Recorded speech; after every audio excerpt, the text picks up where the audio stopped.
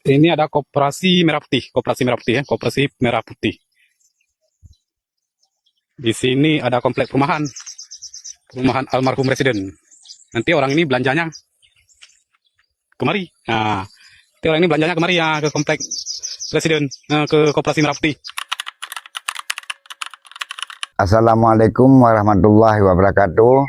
Saya selaku Sekdes Desa Petmampet ingin meluruskan kegiatan pembangunan gedung koperasi Merah Putih Desa Petmampet yang sekarang dibangun di atas tanah milik desa yang sah.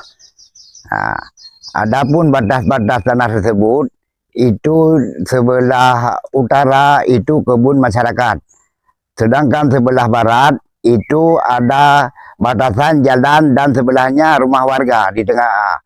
Kemudian sebelah timur itu kebun warga bersama rumah.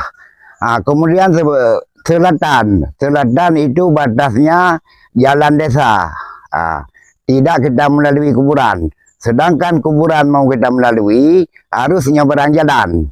Ini berkarangan gedung Merah Putih sah di atas tanah desa, tidak terganggu dengan tanah kuburan. Kalau masyarakat itu jalan umum, jalan lalu lalang masyarakat. Yang ada di depan Koperasi Merah Putih ini merupakan jalan lintas yang aktif selalu. Masyarakat di sini dengan kota-kota besar seperti Lohonibong, Batalabu lumayan jauh.